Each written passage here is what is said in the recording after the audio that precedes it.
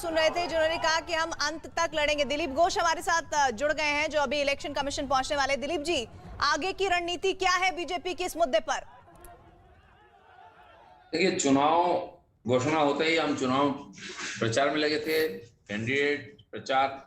और जितना प्रचार आगे बढ़ा, टीएमसी उतना में उतना डरने लगा। उसका परिणाम है कि हिंसक होकर के बार बार हमारे ऊपर अटैक कर रहे हैं। ठीक। हम तो पूरी तैयारी के चुनाव में उतरे थे, लेकिन चुनाव प्रचार में ही हमको उतरने नहीं दिया जा रहा है, लोगों तक पहुंचने नहीं दिया जा रहा। रोज मारपीट गड़बड़ होता है और हमारे कार्यकर्ताओं का सुरक्षा भी निश्चित नहीं। तो जब पार्टी के नेता, एमपी, स्टार प्रचारक भी प्रचार नहीं कर सकते, लोग तक पहुंच नहीं सकते, वहां फ्री फेयर इलेक्शन कैसे संभव है? और लोग अगर चुनाव में भाग ही नहीं ले पाएंगे तो इस डेमोक्रेसी का क्या मतलब है? इस चुनाव का क्या मतलब है? दिखावा ही खाली। पहले से निश्चित है किसी को जीताना, इसलिए जीत जाए। तो आप ये कह रहे हैं कि चुनाव रद्द किया जाना चाहिए, लेकिन इलेक्शन कमीशन आपसे पूछेगा ना कि आप चुनाव के अंतिम दिन इस तरह की बात कह रहे हैं, जो कैंपेन का अंतिम दिन है उस दिन आप ये बात कह रहे हैं। पहले शायद कहते तो उस बात को और नजरिए से देखा जाता, तमाम तरह की रिपोर्ट मंगवाई जाती। पहले से ही बोले, दिल्ली चुनाव कमीशन तक हम लोग गए थे, हमारी टीम गई थी, हमारे केंद्रीय नेता गए थे उसमें। और यहाँ कलकत्ता चुनाव कमीशन में लगभग रोज हम लोग जाते थे जब हमारे साथ मारपीट होती थी। हमारे कैंडिडेट को घुसने नहीं देते थे। कुछ कुछ क्षेत्र में यहाँ प्रचार नहीं कर सकते। ममता बनर्जी की जो बस्ती है वहां जा ही नहीं सकते, 144 है। तो ऐसा कैसे चुनाव हो सकता है? टीएमसी आप पर आरोप लगा रही है दिलीप जी कि आप लोग हार से डर रहे हैं, इसीलिए रद्द करवाना चाहते हैं चुनाव।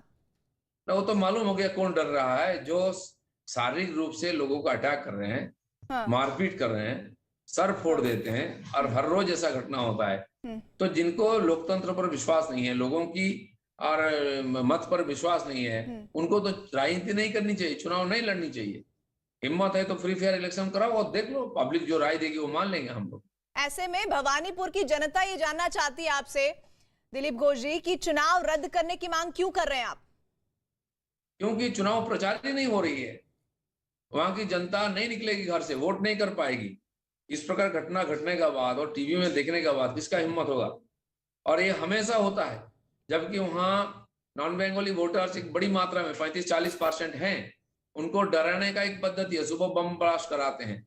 पिछले चुनाव के बाद हर हाउसिंग कॉम्प्लेक्स में जाके जहां के लोग वोट डाले थे उनको डराया गया, गाड़ी तोड़ा गया, खिड़की तोड़ा गया। वो डरे हुए ऑलरेडी है और इस प्रकार डर का वातावरण बनाया जा रहा है, जबकि हमारे जैसा वोटर है और सामान्य लोग वो पोलिंग में भाग ना ले। लेकिन दिलीप घोष जी, टीएमसी ने जो ट्वीट किया है वो तो आप ही पर आरोप लगा रहे हैं कि आप लोग मानवाधिकार का उल्लंघन कर रहे हैं। घर घर जाके लोगों को चुनाव में भाग लेने के लिए हम अपील कर रहे थे, उसमें मानवाधिकार कैसे हो गया बाधित? ये चुनाव के बाद पोस्टल वायलेंस में हमारे 60 कार्यकर्ता मारे गए हैं, 12,000 से ज्यादा हिंसक घटना हुआ है।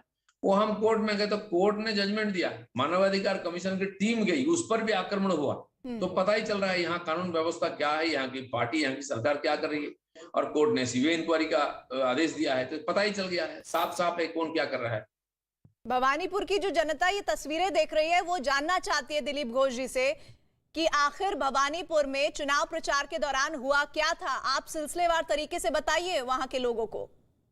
मैं उनके साथ ही था, उनके घर घर में जाकर मैं पर्चा बांट रहा था, लिफलेट्स दे रहा था। हमारे और भी नेता जाकर वोटर स्लिप बांट रहे थे। इतना ही प्रोग्राम था, कोई रैली जुलूस सभा नहीं था। लोगों को जाके व्यक्तिगत रूप से मिल करके अपील कर रहे थे, आप आइए चुनाव में वोट डालिए। लेकिन उसमें भी अटैक हो जाता है। कितने डरते हैं लोग लोगों का मत को, ये जानते हैं कि जीतेंगे नहीं, तभी हमको इस प्रकार से जबरदस्ती रोकने का प्रयास कर रहे हैं। आपको क्या लगता है कि इलेक्शन कमीशन आपकी इस बात को क्यों तवज्जो दे, क्यों माने कि चुनाव रद्द होना चाहिए? देखिए, इलेक्शन कमीशन को लेकर पहले से प्रश्न है हमारे, क्योंकि कानून व्यवस्था उनके हाथ में। जिस परिस्थिति में चुनाव हो रही है, टीएमसी कहती है कि इलेक्शन कमीशन को लेकर वो आप पर प्रश्न करते हैं, आप कह रहे हैं कि हम पहले से ही उन पर प्रश्न कर रहे हैं। नहीं, हम बिल्कुल प्रश्न करेंगे ना, हमारे लोकतांत्रिक अधिकार है, हम चुनाव लड़ रहे हैं। और इसलिए लोगों ने कोर्ट में, हाई कोर्ट में केस भी किया है जिसका जजमेंट लंबित है। और चुनाव कमीशन के ऊपर कोर्ट ने जो प्रश्न किया है उसका उत्तर उनके पास नहीं है। किसी एक व्यक्ति के लिए क्यों चुनाव हो रहा है? यहाँ सिटिंग एमएलए और मंत्री था, उनको क्यों रिजाइन कराया गया? ये जो चुनाव अननेसेसरी, इसकी खर्चा कौन देगी, इसकी कोई हिसाब नहीं है। तो कहीं हार गया कोई, तो कहीं उसको जिताना है, चीफ मिनिस्टर रखना है, इसलिए कहीं भी चुनाव थोप दो लोगों का ऊपर। कैसे हो सकता है? और वो भी जबरदस्ती चुनाव जीतने की जो तैयारी हो रही है, इस पर हमारा प्रश्न है। आप कह रहे हैं कि भवानीपुर का जो चुनाव है वो बीजेपी के ऊपर थोपा जा रहा है। बीजेपी के ऊपर नहीं, लोगों का ऊपर, जिन्होंने अपना प्रतिनिधि चुन चुके हैं आम चुनाव में, फिर उनको रिजाइन करा के किसी व्यक्ति को जिताना है, चीफ मिनिस्टर बना के रखना है, इसलिए जबरदस्ती चुनाव फिर एक बार चुनाव किया जा रहा है, करोड़ों खर्चा किया जा रहा है, लोगों को दोबारा वोट डालना पड़ेगा इस कोविड सिचुएशन में, और ये हिंसा जो उसका ऊपर हो रहा है, इसकी कोई जरूरत नहीं। लेकिन शोभनदेव चटर्जी तो कह रहे हैं कि जीत तो होनी है ममता बनर्जी की, बस अब जीत का फासला तय करना है और इसी वजह से बीजेपी डरी हुई है।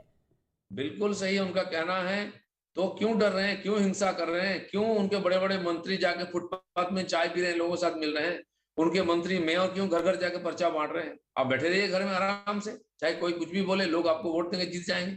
उनका विश्वास नहीं कि जीतेंगे वो, क्योंकि ममता बनर्जी को एक बार बीजेपी हरा चुकी है, फिर दोबारा हरा सकती है, इसी डर से इस प्रकार हिंसकों को व्यवहार कर रहे हैं। लेकिन भवानीपुर सीट से तो हारी थी ना बीजेपी, शोभनदेव चटर्जी जीते थे और ये गढ़ रहा है पश्चिम बंगाल का पश्चिम बंगाल में ममता बनर्जी का, तो वो बहुत श्योर है कि इस सीट से तो जीतना ही है, और ये जो श्योर होना है ये बीजेपी की डर की वजह है, ऐसा टीएमसी का आरोप है।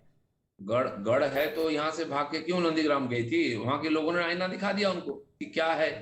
2014 में लोकसभा चुनाव के समय इसी भवानीपुर से बीजेपी को लीड मिली थी, इतिहास उनको मालूम है, वो दोहरा सकते हैं, तो भी तो इनको इतना डर है। लेकिन ममता बनर्जी कह रही है कि भवानीपुर में खेला नहीं होगा, न्याय होगा। हम भी न्याय चाह रहे हैं, और वो न्याय चुनाव कमीशन दें, ये हमारी हक है उनसे मांगने का। हमारे लोग निडर होकर चुनाव प्रचार में लगे और लोग निडर होकर वोट करें, इस प्रकार वातावरण बनाए हो। नहीं, लेकिन दिलीप घोष जी, अगर चुनाव रद्द हो जाता है तो फिर आगे कब होगा? क्योंकि स्थितियां तो जस की तसी बनी है, भले ही आप टीएमसी पर आरोप लगाए, टीएमसी बीजेपी पर आरोप लगाए, तो चुनाव होगा कैसे भवानीपुर और तमाम दूसरी तरह की उपचुनाव वाली सीटों पर? कैसे आप बताइए, कोई आप ऐसा कोई तरीका बताइए। कमीशन को ये देखना है, उनकी जिम्मेदारी है कि लोग वोट डाल सके और प्रचार हो सके। अभी भी 4 और विधानसभा उपचुनाव बाकी है, उसको कहे छोड़ दिए। वहां के लोगों को ये अधिकार नहीं कि अपना प्रतिनिधि चुने, तो उसके साथ इसका होना चाहिए था। तो चाहे तो उसका भी होगा दीपावली के बाद, तो ये भी उसके साथ हो जाएगा।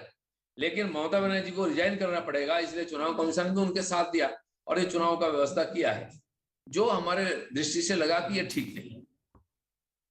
तो आपको कितना % लग रहा है कि इलेक्शन कमीशन आपकी बात को मान जाएगी? ये तो उनके ऊपर है। हम कोई घटना होता है तो उन पर जाते हैं, वहां जाके कंप्लेन करते हैं, और ये उनका देखना है कि हमको न्याय मिले। लेकिन शुभेंदु अधिकारी कह रहे हैं कि हम कुछ भी हो चुनाव लड़ेंगे, उनका भी स्टेटमेंट भी हम चला रहे थे कि हम आखिरी दम तक चुनाव लड़ेंगे। आप कह रहे हैं कि चुनाव रद्द कर देते हैं, ये फर्क क्यों बीजेपी के 2 कद्दावर नेताओं के स्टेटमेंट में? छोड़ करके हम तो भागे नहीं है, पहले से ही हमारे कैंडिडेट को रोका जा रहा था, हमारा स्टेट प्रेसिडेंट को रोका जा रहा था, फिर भी हम चुनाव लड़ रहे थे। क्यों बंगाल में चलता है, लेकिन अंतिम दिन भी अब चुनाव मेरे साथ नहीं, मेरे पहले 1 घंटा पहले अर्जुन सिंह के साथ ऐसे ही हुआ है। तो वहां आप निष्पक्ष होकर निडर होकर चुनाव प्रचार भी नहीं कर सकते हैं और लोग वोट भी नहीं डाल सकते हैं। इस चुनाव का क्या मतलब होता है, कैसे लोगों का इच्छा का अभिव्यक्ति का प्रतिफलन होगा? इसलिए हमने ये दावा किया कि चुनाव कमीशन इसका सर्वे करे कि सच में वहां परिस्थिति है कि नहीं। हर रोज घटना हो रही, कहीं प्रशासन की कोई अधिकारी मौजूद नहीं है, और इस प्रकार परिस्थिति में गुंडों का हाथ में सारा कुछ चला गया है, वो उसको नियंत्रण कर रहे हैं, जो लोकतंत्र के लिए ठीक नहीं है। सभी विधानसभा सीटों पर चुनाव हो गया, लेकिन एक उपचुनाव की सीट पर आप कह रहे हैं कि रद्द हो जाना चाहिए, ऐसा क्यों दिलीप घोष कहते हैं? नहीं हुआ है 5 सीट, और पिछले का 2 लंबित 7 सीट का यहाँ चुनाव होना था।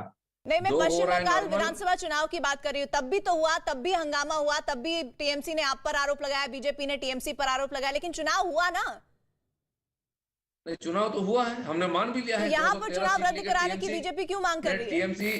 टीएमसी सत्ता में है और तो सरकार चल रही, क्यों, क्या जरूरत थी उपचुनाव करने के लिए? इसीलिए कि ममता बनर्जी को अनेक प्रकार जिताना चाहिए, जो हम नहीं मानते हैं कि ये लोकतंत्र के पक्ष में है। पर लेकिन दिलीप घोष जी, ये तो संवैधानिक अधिकार है ना उनका।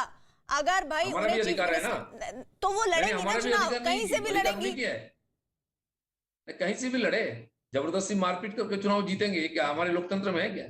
नहीं, मैं फिर वापस शुभेंदु अधिकारी के स्टेटमेंट में आना चाहती हूँ। उन्होंने कहा, अभी हमने सुनवाया, आप कहेंगे तो मैं दोबारा भी सुनवा दूंगी। उन्होंने कहा कि हम आखिरी दम तक इस सीट पर लड़ेंगे। वो लड़ने की बात कर रहे हैं, आप चुनाव रद्द करने की बात कर रहे हैं। नहीं, हम कहां बोले कि हम भाग जाएंगे। इतना चुनाव होते हुए भी, हिंसा होते हुए भी हमने चुनाव लड़ा था। आज 80 कार्यकर्ता को 80 बूथ पर उतारे हैं हम लोगों ने, क्योंकि चुनाव हमको जीतना है। जी। लेकिन अगर चुनाव हमको प्रचार पूरा करने नहीं देंगे तो किस उम्मीद से होगा कि लोग आके वोटिंग करेंगे? तो आप अंतिम अपील इलेक्शन कमीशन से क्या करना चाहते हैं? हम तो बोल दिए हैं कि चुनाव रद्द करिए, और जब लगेगा वातावरण ठीक है, हम चुनाव प्रचार कर पाएंगे, तब चुनाव करिए। तो बाकी जो उपचुनाव वाली सीट रह गई है उनके साथ करवा दिया जाए तब ठीक है, तब मानेंगे आप इस बात को?